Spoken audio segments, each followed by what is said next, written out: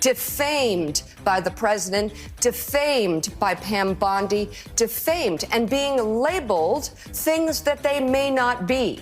And in the case of Abrego Garcia, they're taking a baseball hat, and saying he's a terrorist because he's wearing a baseball hat. So Trump and Pixie Pam Bondi, they're saying if you wear a hoodie and a Chicago Bulls hat, you're MS-13. Oh yeah, and your skin is brown. So I say if you're an obese sociopath with orange hair, 39 felony convictions, advanced malignant narcissism, a rape conviction, 6 bankruptcies, 91 indictments, and you slept with a porn star while your wife breastfed your son, you're a colossal waffle cock, okay? All right, we'll get to the story in a second, but first, please subscribe to Really American on YouTube. It's free, and it helps us battle this inane Trumpian bullshit, all right? Trump's repeated comments about annexing Canada and his actions reveal a sociopathy that was described in detail in the 2017 book, The Dangerous Case of Donald Trump. In it, 27 psychiatrists and mental health professionals made it clear that Trump is a sociopath who poses a threat not just to the U.S., but to the entire world. All right, for starters, Trump and Pam Bondi, they're lying out their asses about MS-13. The irony is the numbers are right there from the FBI. Let's start with Trump designating them as a foreign terrorist organization. No, MS-13 wasn't conceived in some Central American barrio. No, MS-13 originated right here in the U.S., right with the Oath Keepers and the Proud Boys and Stephen Miller. America is for Americans and Americans only. And you would think from the 5,000 times Trump and his sycophants have said the word publicly over the last 3 months that MS-13 would be the McDonald's of gangs or the Walmart of terror. But that's a lie. They account for less than 1% of total gang members in the United States, again, according to the FBI, and a similar share of gang murders. It was never about politics.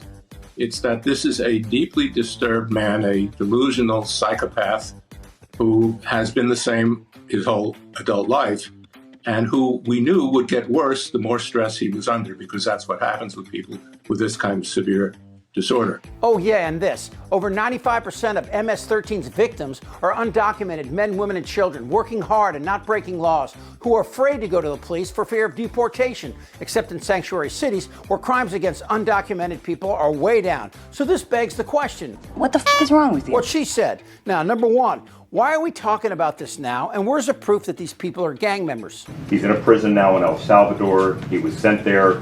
You insist, the president, everybody in the administration insists that he is MS-13.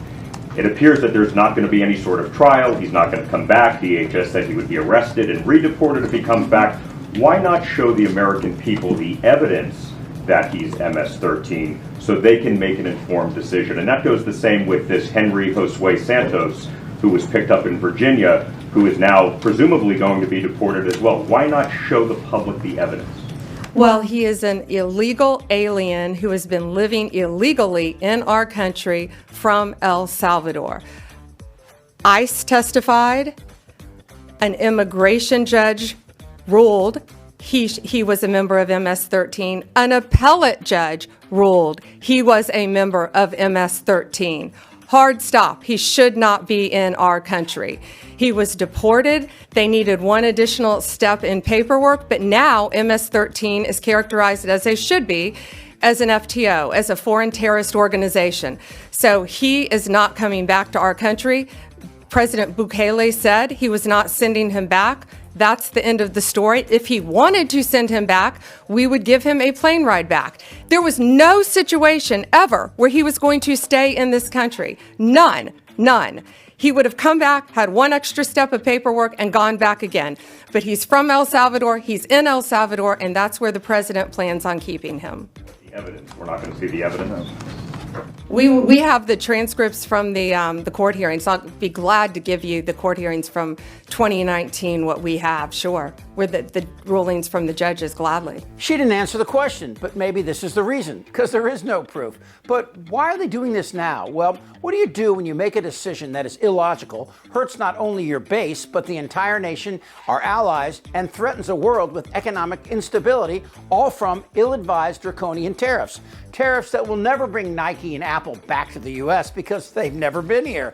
Apple's never made an iPhone here, and Nike, not one shoe. So Trump made a bad call that has everyone from Warren Buffett to Kim Kardashian saying, "What the f*** is wrong with you?" So here's what you do. To cover up this tremendous f*** up, this economic foobar that you created, you go one step further and start rounding up brown people with Chicago Bulls hats on. Now, as a Warriors fan, I've suggested that for years, but that was just the start.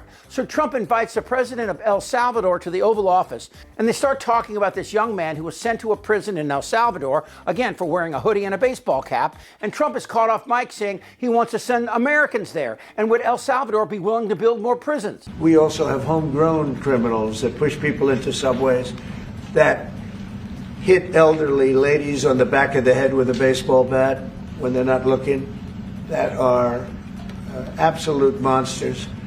I'd like to include them in the group of people to get them out of the country. But it's that this is a deeply disturbed man, a delusional psychopath. Okay, now the court said that Trump was wrong and he has to stop sending immigrants to be tortured in some supermax hellhole in a third world nightmare. And Trump tells the court to f*** themselves.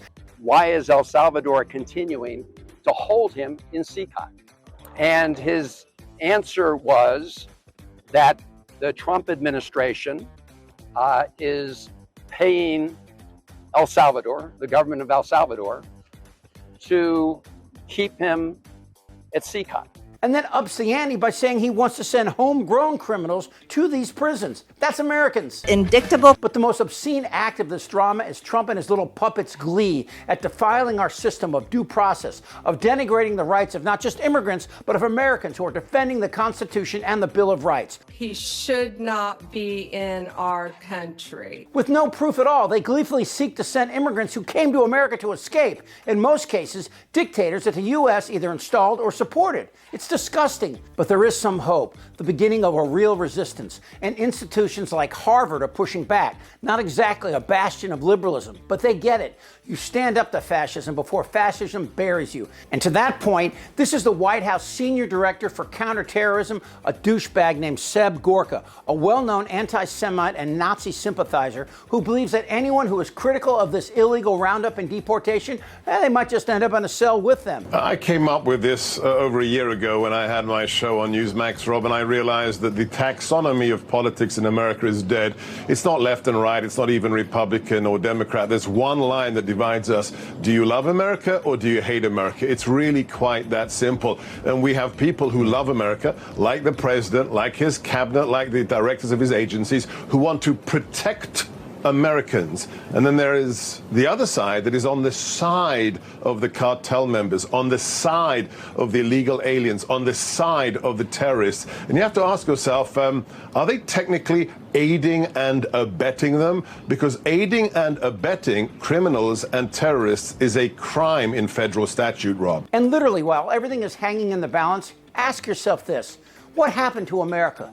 What happened to democracy? And where can I buy a Chicago Bulls hat? Terrorizing our communities? Goddamn right. Are your leaders incompetent, unqualified people compromising national security? Yes! Yes! Yes! Elon! They're eating the dogs. Who's benefiting? What billionaire just got richer? They had what?